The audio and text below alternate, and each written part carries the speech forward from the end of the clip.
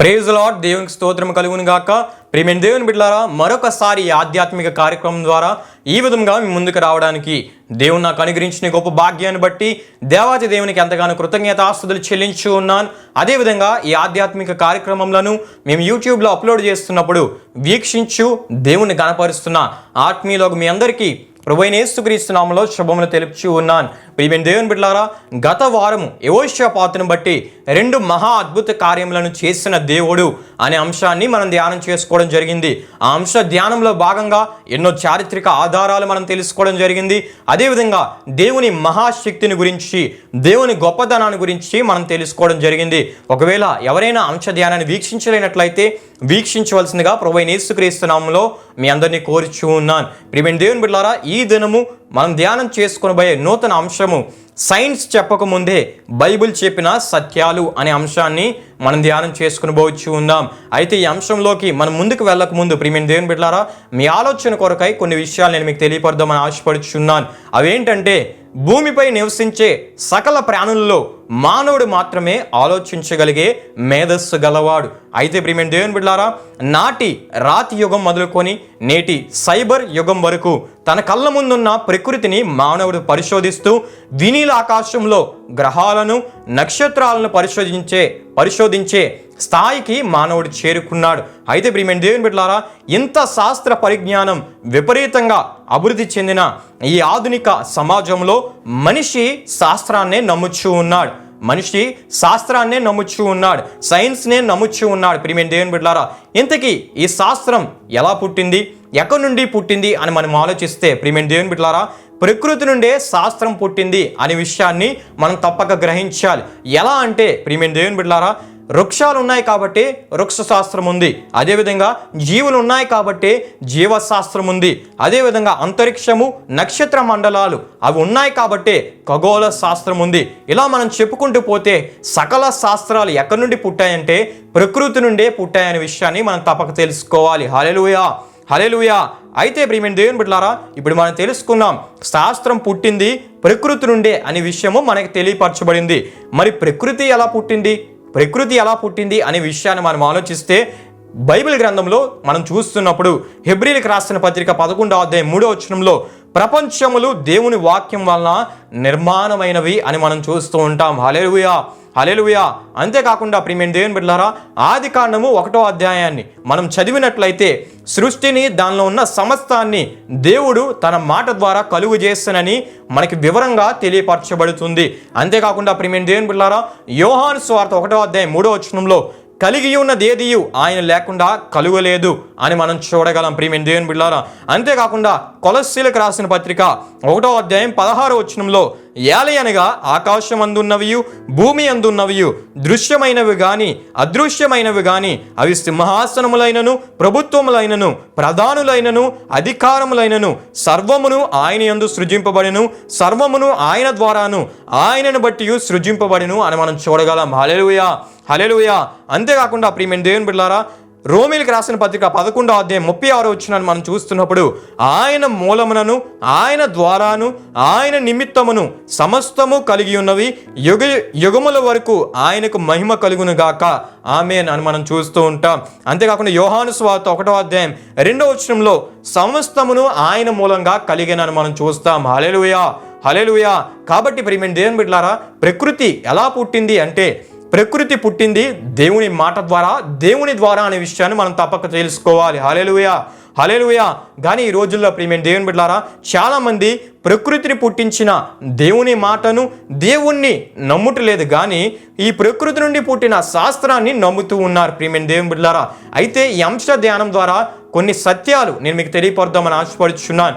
ఈ సైన్స్ చెప్పకముందే బైబిల్ చెప్పిన సత్యాలు అనే అంశం ద్వారా బైబిల్ గ్రంథంలో ఉన్న గొప్పతనాన్ని, బైబిల్ గ్రంథంలో ఉన్న దేవుని గొప్పతనాన్ని, ఆయన మాట ద్వారా ఆయన చేసిన సమస్త ఆ గొప్పతనాన్ని నేను మీకు తెలియపడదామని ఆశపడుచు ఉన్నాను. హల్లెలూయా, హల్లెలూయా.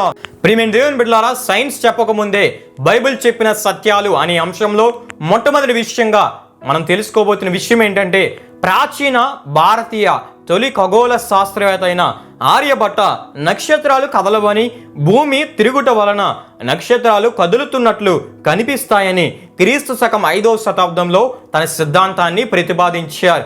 అయితే ప్రియమైన దేవుని బిడ్డలారా, క్రీస్తు శకం 16వ శతాబ్దం 17వ శతాబ్దం వరకు ఈ ప్రపంచంలోని శాస్త్రజ్ఞులంతా నక్షత్రాలు కదలవని ఈ అబద్ధాన్ని నమ్ముతూ వచ్చారు. ప్రియమైన దేవుని బిడ్డలారా, అయితే బ్రిటిష్ శాస్త్రవేత్త అయిన ఎడ్మండ్ హేలీ అనే వ్యక్తి నక్షత్ర గమనాన్ని గమనించి 76 సంవత్సరాలకు ఒకసారి ఒక నక్షత్రము భూమికి దగ్గరగా వచ్చి వెళ్ళిపోతుందని, నక్షత్రాలు కదులుతాయని క్రీస్తు శకం 18వ శతాబ్దంలో ఆయన నిరూపించారు. హల్లెలూయా, హల్లెలూయా. ఎడ్మండ్ హేలీ అనే వ్యక్తి ఈ విషయాన్ని, ఈ నిజాన్ని చెప్పేంత వరకు నక్షత్రాలు కదులుతాయని నిజము ప్రపంచానికి తెలియదు. ప్రియమైన దేవుని బిడ్డలారా, అయితే నాడు నేడు యావత్ ప్రపంచం ఏకగ్రీవంగా చరిత్రను లెక్క పెట్టడానికి ఏర్పాటు చేసుకున్న శకపురుషుడైన క్రీస్తు పుట్టినప్పుడు ఒక నక్షత్రము తూర్పు దేశపు జ్ఞానులకు ముందుగా నడిచి వారికి త్రోవ చూపినట్లు మత్తయి సువార్త 2వ అధ్యాయం 9వ వచనంలో మనం చూస్తూ ఉంటాం. హల్లెలూయా, హల్లెలూయా. అదేవిధంగా ప్రియమైన దేవుని బిడ్డలారా, సుమారు క్రీస్తు పూర్వం 1800 సంవత్సరాల క్రితమే యోబు గ్రంథము 38వ అధ్యాయం 32వ వచనంలో మనం చూస్తున్నప్పుడు, యోబు గ్రంథం 38వ అధ్యాయం 32వ వచనంలో మనం చూస్తున్నప్పుడు, వాటి కాలములలో నక్షత్ర రాశులను వచ్చినట్లు చేయగలవా? సప్తర్షి నక్షత్రములను వాటి ఉపనక్షత్రములను నీవు నడిపింపగలవా? అనగా నక్షత్ర మండలములు, గ్యాలాక్సీలు కదులుతున్నాయని బైబిల్ ఏనాడో తెలియజేసింది. హల్లెలూయా, హల్లెలూయా. ప్రియమైన దేవుని బిడ్డలారా, హబుల్ స్పేస్ టెలిస్కోప్, అదేవిధంగా అంతరిక్ష నౌక లేని కాలంలోనే బైబిల్ ఈ విషయాలు చెప్పగలిగిందంటే ఈ బైబిల్ మహాజ్ఞాన గ్రంథం కాదని ఎవరనగలరు? అందుకే ప్రింటింగ్ ప్రెస్ కనుగొన్న తర్వాత ముద్రింపబడిన తొలి పుస్తకంగా బైబిల్ చరిత్రకెక్కింది. హల్లెలూయా, హల్లెలూయా. విశ్వం గురించి పూర్తి అవగాహన మనకు కలగాలంటే బైబిల్ తప్ప మరి ఏ శాస్త్రవేత్త సరిగ్గా వివరణ ఇవ్వలేడు. ప్రియమైన దేవుని బిడ్డలారా, కారణం విశ్వం గురించి శాస్త్రవేత్తలకు తెలిసింది 10%, ఇంకా 90% వారు తెలుసుకోవాల్సింది ఉంది. ప్రియమైన దేవుని బిడ్డలారా, ప్రపంచంలోని శాస్త్రవేత్తలకు తెలిసింది ఘోరంతా, తెలుసుకోవాల్సింది చాలా ఉంది, అది బైబిల్లోనే ఉంది. హల్లెలూయా, హల్లెలూయా.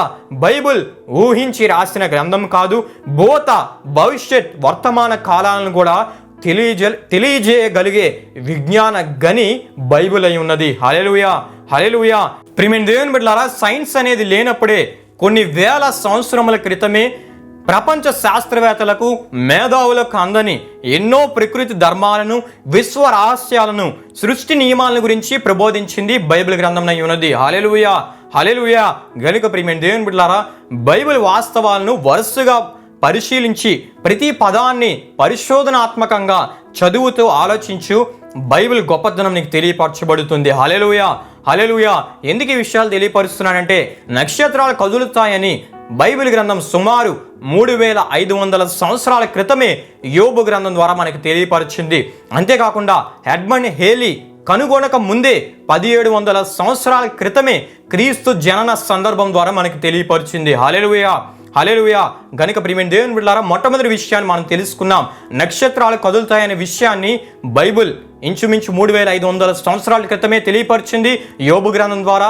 రెండవదిగా మత్తయి సువార్త సందర్భం ద్వారా ఇంచుమించు 1700కు పైగా సంవత్సరాల క్రితమే ఈ విషయాన్ని తెలియపరిచింది.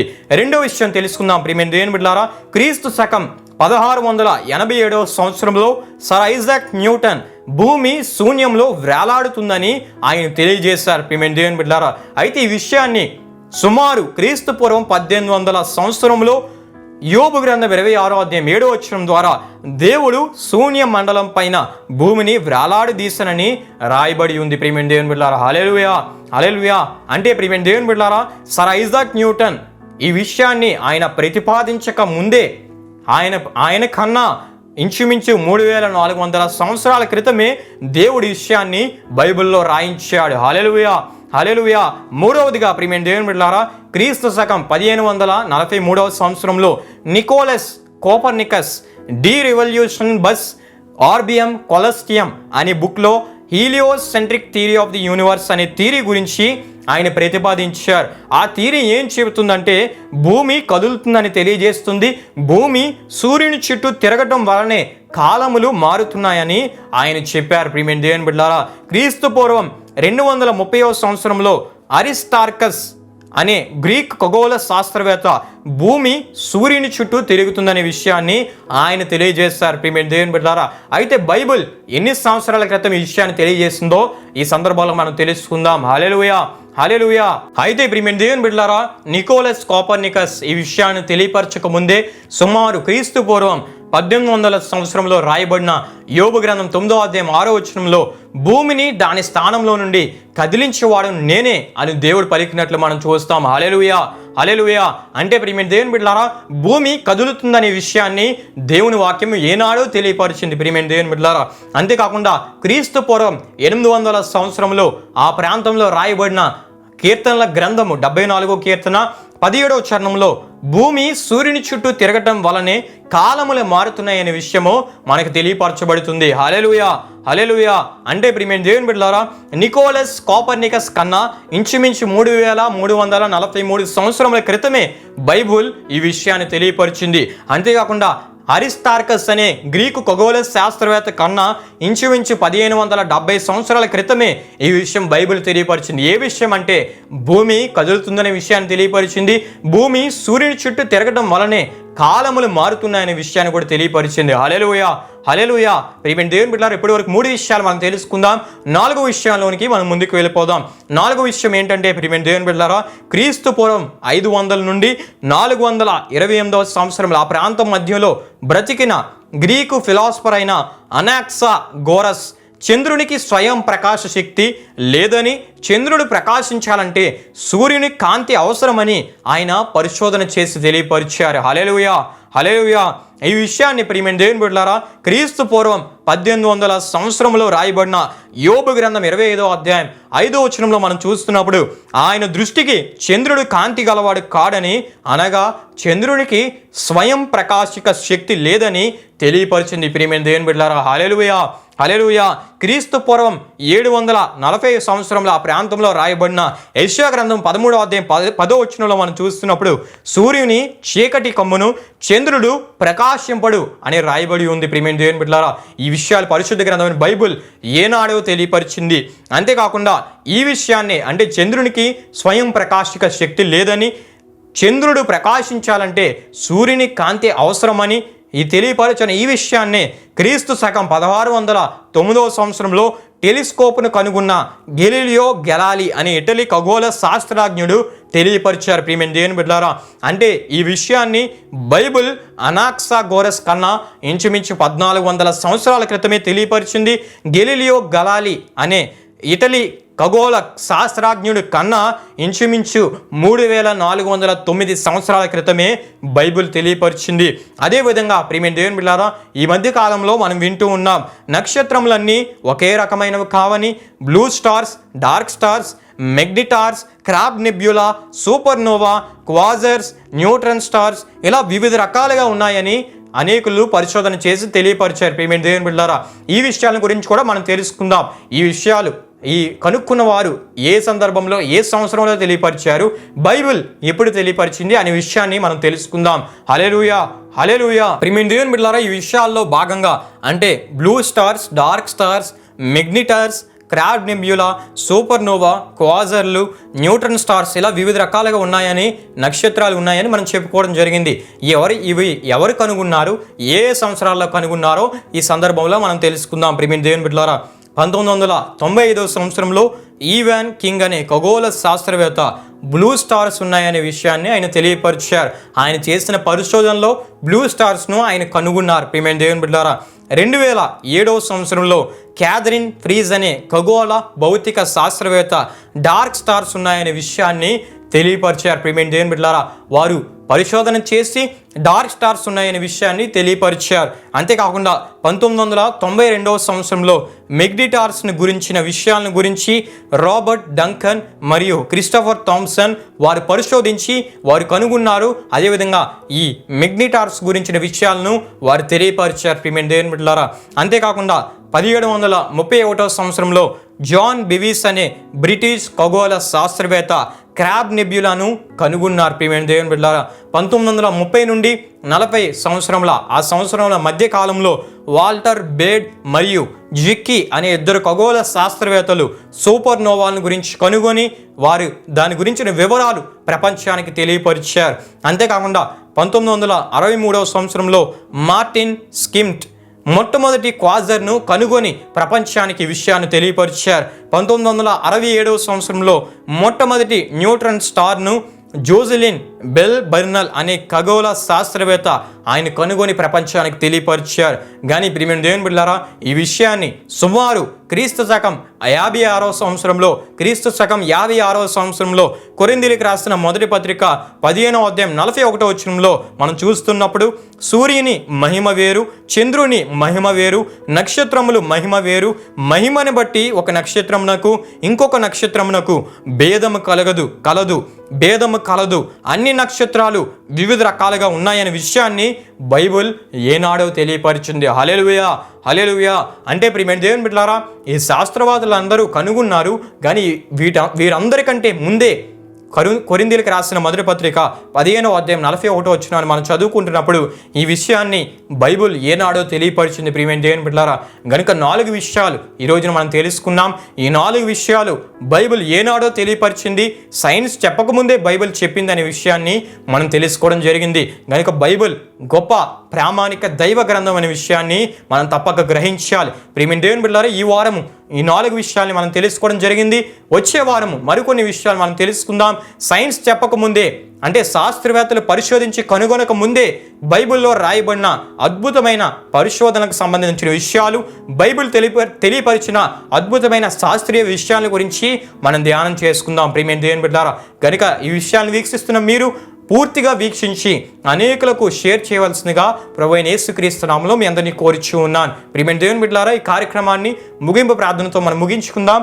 ఈ ప్రార్థనలో నాతో పాటు ఏకీభవించవలసిందిగా ప్రభువైన యేసుక్రీస్తు నామములో మీ అందరినీ కోరుచూ ఉన్నాను. ప్రార్థన చేసుకుందాం. మహిమా స్వరూపి అయిన మా ప్రభువా, జీవాధిపతి అయిన యేసయ్య, నీ ఘనమైన నామమునకు మహిమ ఘనత ప్రభావములు చెల్లించినాం తండ్రి.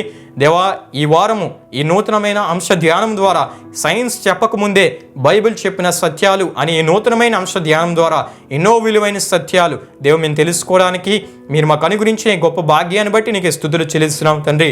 ఈ పరిశుద్ధ గ్రంథమైన బైబిల్లో ఎన్నో శాస్త్రీయ విషయాలు, ఎన్నో శాస్త్రీయ పరిశోధనల గురించిన విషయాలు దేవా సైన్స్ కనుగొనక ముందే, శాస్త్రవేత్తలు పరిశోధించి తెలుసుకోనక ముందే దేవా పరిశుద్ధ గ్రంథమైన బైబిల్లో రాయబడి ఉన్నాయనే సత్యాన్ని దేవా ఈ రోజున ధ్యానం చేసుకున్న విషయాల ద్వారా మీరు మాకు బయలుపరిచిన విధానాన్ని బట్టి నీకు స్తుతులు చెల్లిస్తున్నాం తండ్రి. ఈ విషయాలు వీక్షిస్తున్న వారు విశ్వాసంలో ఇంకా బలపడుతూ బైబిల్ అనేది ఒక గొప్ప ప్రామాణిక దైవ గ్రంథమని దేవ దాన్ని పఠిస్తున్న వారు దాన్ని దేవ వివరముగా దేవ పరిశోధనాత్మకంగా వారు ధ్యానించి ఎన్నో విలువైన సత్యాలు వారు కూడా తెలుసుకున్నట్లు మీరు సహాయం చేయండి. దేవ వచ్చేవారు మరికొన్ని విషయాలు మేము ధ్యానం చేయబోతుండగా నీ ఆత్మ సహాయాన్ని మీరు మాకు అందించి నడిపించమని, వీక్షిస్తున్న ప్రతి ఒక్కరిని మీరు దీవించి ఆశీర్వదించమని, అనేకులకు పరిచయం చేస్తూ దేవ మా ఈ యూట్యూబ్ పరిచర్యకు వారి దీవెనకరంగా ఉండేట్లు మీరు సహాయం చేయమని, దేవ మా యూట్యూబ్ ఈ ఛానల్ ద్వారా వెలువడుతున్న ప్రతి ఆధ్యాత్మిక కార్యక్రమము అనేకులకు విశ్వాసంలో అభివృద్ధి చెందేటట్లు, అనేకులకు దీవెనకరంగా మేలుకరంగా మీరు మార్చి నడిపించమని దేవ నీకే సమస్త ఘనత ప్రభావములు చెల్లిస్తూ ఈ అంశ ధ్యానాలన్నిటి ద్వారా మీరే మహిమ పొందుకోమని యేసు పరిశుద్ధ నామంలో అడిగి వేడుకుంటున్నాము తండ్రి. ఆమేన్. యేసు రక్తమే జయం, ప్రభేసు రక్తమే జయం, ప్రభేసు రక్తం సంపూర్ణమైనది, అపవాది క్రియలకంత నాశనం కలుగును గాక. ఆమేన్. ప్రభు మిమ్ము నూరంతులుగా ఆశీర్వదించును గాక. ఆమేన్.